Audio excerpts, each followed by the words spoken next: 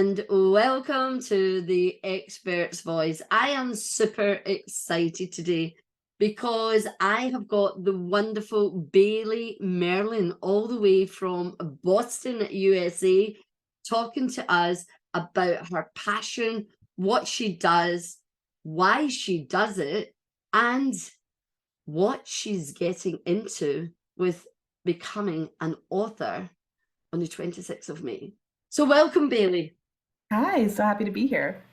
Oh, thank you very much for coming along and giving your time to chat a bit about your expertise and what it is about it that you love. So let's just dive right on in and let's tell all the listeners and the audience who you are and what you do. Sounds great.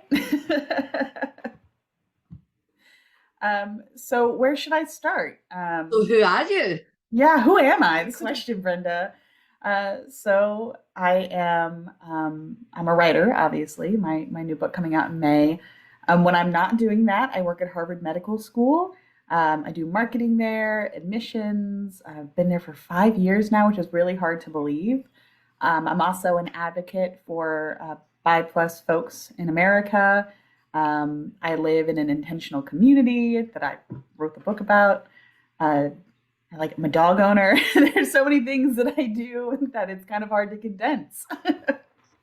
So, when I first connected with you, Bailey, and was learning a bit about you myself, I had never heard of marketing, medicine, and media.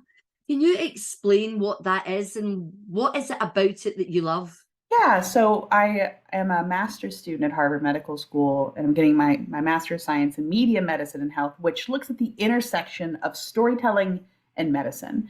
And that is like, storytelling is very powerful. You and I both know this. And obviously, people who are involved in medicine want to alleviate suffering, they want to help heal people.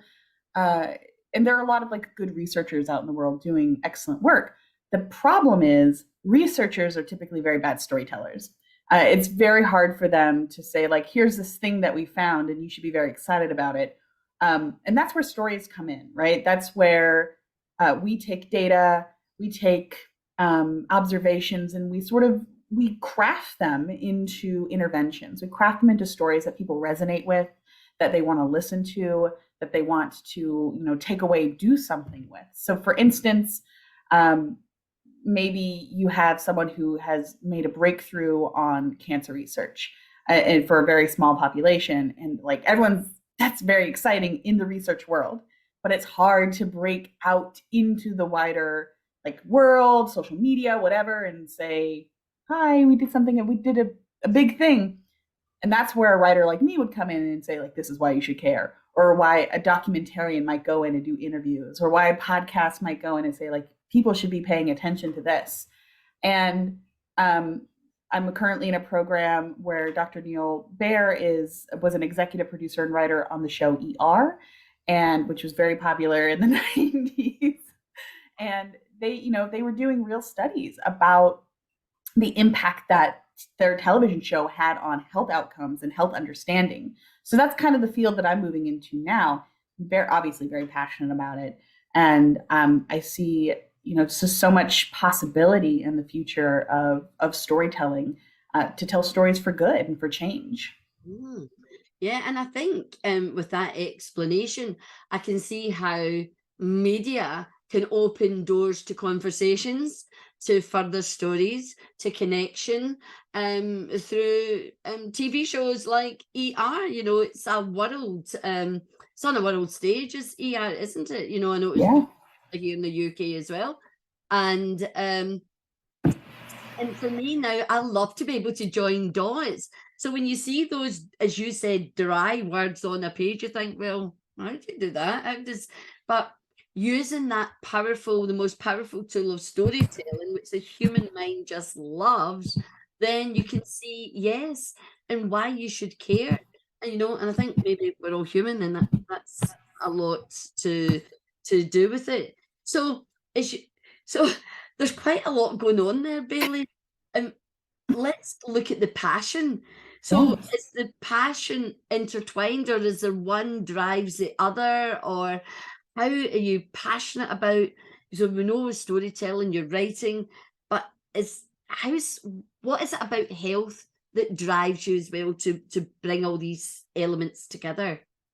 I think for me, I've got a big heart for people, and whenever I see like any amount of suffering or people who are sick or people who can't get the care that they need, that to me is like an injustice. If you need care and you can't get it, why can't you get it? And so I have a lot of passion obviously for that, but without my drive and my focus, like nothing would get done. I'm very regimented about my passion. It's like, okay, if you care about this, then you need to schedule it. You need to put it in the calendar Yeah, I've learned that. so that you can, write it or interview or, learn more. Otherwise, it's just like me angry and upset in my house about like, why can't people have what they need? It's like, okay, well, do something about it. Educate yourself, and then we'll make a plan. Mm. And I love that, about when you're an expert, it's not enough to have information. It's not enough to understand the information. It's not enough just to simply disseminate the information. It's about taking action. Hmm. So how do you find time to take action on your passion? Um, I imagine you're a very busy person, Brenda, and your calendar probably looks like mine. Where I just have like this color coding system that has like a color for reading, and it's this light blue, and it's like, okay, 2 hours here, 2 hours here. You work here, you need to write here, you need to have fun here, you need to do this, you need to do that. Everything is on the calendar, and if it's not, it doesn't exist. I love that, and it's right, and it's one of the things, I'm a teacher first and foremost. I'm a coach, and really, we have to schedule in time for ourselves, for Yeah. self-care, for fun, and because if we don't, I know if I don't schedule these things in myself, I don't end up doing nothing. Yeah, exactly. Sometimes nothing's okay, but you don't want too much of nothing, you know? You have to be purposeful because that's what gives meaning. And then Hmm. it shows a bit of self-worth when you schedule in. But what I love, Bailey, is the fact that you've got it color coded. It takes me back to see we're educationalists, aren't we? Because I don't Yeah. know, but when I was a teacher, everything was color coded. It says a lot about our learning style as well. So from the work that you're doing and moving forward, Yeah. always been that passion for writing, or is this something that's kind of just blossomed? Yeah, I wasn't expecting when I came into this program to turn into the advocate that I feel like I'm becoming now. Uh, I think I have obviously more of an education in healthcare, but I didn't realize how many health inequities there were. So now I'm moving into this phase that I never saw for myself. I never saw myself wanting to write or storytell about healthcare, and now I don't see how I could go forward without writing about health and healthcare. Mm. And I think maybe a global pandemic might have had something to push you in that direction. How did that Yeah. impact on the writing? So when I was in the pandemic, as we all were, I read a lot about loneliness. I read a lot about how quite a few Americans in the UK, you have what is like the minister of loneliness in the UK, and I was like, why are so many people lonely? And we don't have any social connections. Everything is online. There's very little like face to face. It's no more just like going around to someone's house and sitting and chatting about your problems. It's everything is like this. Um, and I had an insulating factor. I live in a communal household. I lived with 13 people during the pandemic. And so I didn't suffer those same kinds of that loneliness that other people did, but I was very interested in it.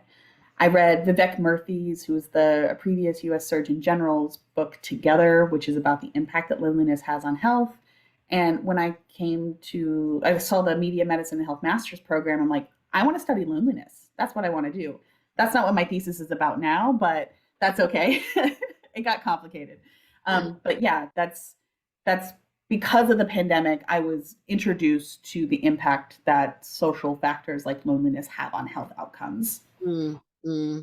Yeah, absolutely. And you can see, you know, the more I'm talking to you about your subject, your area of expertise, the more it's fascinating and the more human it becomes and not just something clinical. And I don't know about you, but do you find in the medical profession as we're moving forward that there is a humanization of it, looking at those human factors and not just the sort of clinical elements?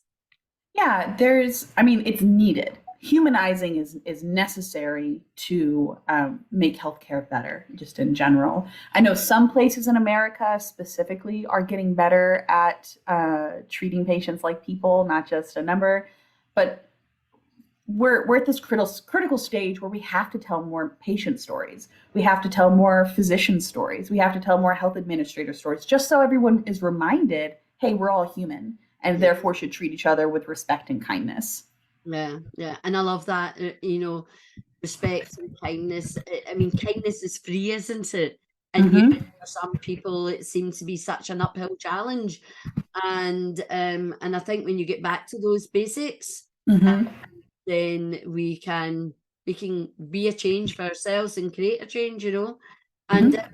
but what the other phrase I want to just explore a little bit, and I know it's to do with the book as well. And you walk your talk, and that's what I love about you, Bailey.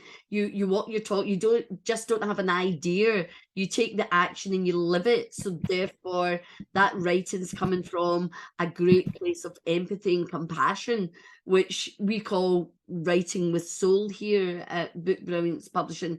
But this intentional community, Mm-hmm. intentional living, can you shed some light on that phrase for me? Yeah, so intentional living is when a bunch of people get together and agree to live communally, which means they share resources. You know, maybe that's pooling grocery money or sharing chores or just having a set of people to share a meal with at the end of the day.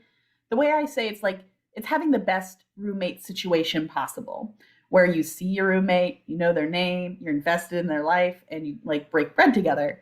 And there are many different models of intentional living, and the one that I do is just um, I say our unifying factor is bread. Like that's what we do. The only thing we have in common is that we like to eat, and that's beautiful, right? Yeah, All of walks of course. life.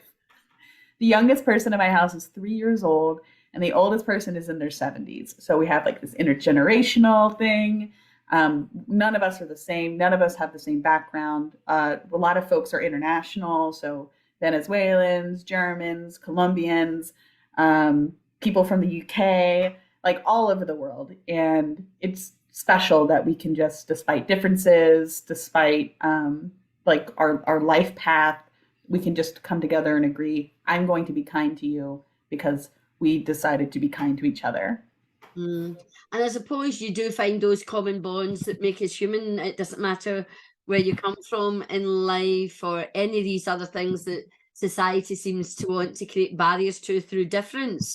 It's Yeah. about inclusivity, it's about quality, it's about all the diversity massively within, you know, the communal living. And it's really something I would like to explore more myself because you touched on the point that there's different models, and I think Mhm. that'd be a fascinating conversation to have another time, Bailey, Mhm. to look at these different models and how they are. Because until I met you, I never knew there was such a thing about intentional living, intentional communal living, and so I suppose it's the best of both worlds, where you have your own privacy, but you've also got that collectiveness. You've got that Exactly. sense of family, which we know is very important for our mental health and to stop the loneliness, you know, Yeah. especially if you find those common bonds, you know, because we've all heard the saying you can be in a room filled with people or in a family but be lonely. Yep. So connection would be another great conversation to have at another time. So let's just finish up, Bailey, about you taking all this, walking your talk, all this experience, and the book that's coming out next month. So what's the title of the book? The title is A Lot of People Live in This House. Oh, wow. And of course, it's about intentional living. Is that correct? Yes, during a global pandemic. Yeah, during a global pandemic. So very much on point. But we don't want to give too much away, because I know I'm going to invite you back to talk about the author's voice, and we can talk more about it. But if people want to find out more about you, how to get their hands on the book, what would they need to do? They can find me and my work at baileymerlin.com. As easy as that. Is the book up for pre-sale at the moment? Yes, it is available for pre-order, a signed copy if you pre-order now, and I'd be happy to sign a copy for anyone who purchases one. Absolutely, and I know we're getting to that point that we'll soon have a copy in your hands, and that's the best feeling in the world. I suppose it's like going back to your expertise. It's like you've got that dissertation in your hand and finally submitted. And I know a lot about that from myself, but equally, I was just helping my granddaughter last night because her dissertation's got to be in today. So we were just tick, tick, tick, tick, tick. You've done this, you've done, if you added that, did you add this? You know, and I don't know about you, but when you get to the end of a dissertation, it's just like, just let it go, because we can refine and refine. How do you deal with that? That's definitely something I had to grow out of as a writer. It's like it needs to be perfect, or I can't send it to anyone. It's not going to be perfect. The first draft, the second draft, the third, even like the 14th draft, it probably isn't as strong as it could be. And knowing that writing is a journey instead of like a destination, there's more freedom to be creative and to be your most authentic self. Yeah, absolutely. And I don't know about you, I'll give you some words of wisdom. When I moved into leadership within education, I had to learn good enough, the term good enough. Because when you're junior, you're in control of everything, and it's your way or the highway. But as you scale up, and as you grow in stature, and you move up the ladder, so to speak, you have to learn good enough as a leader and trust in other people. And I suppose it's the same at the end of the day for your dissertation. It's good enough, and Yeah.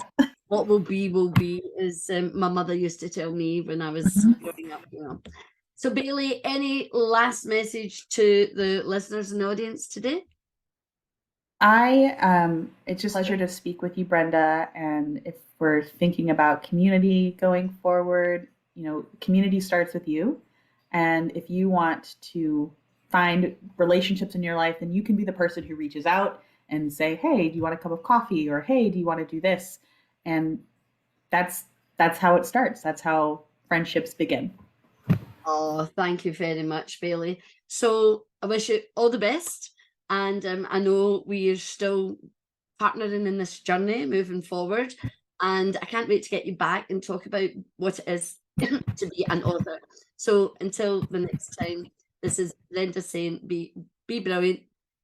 Much love to the pip. Until the next time, see you soon.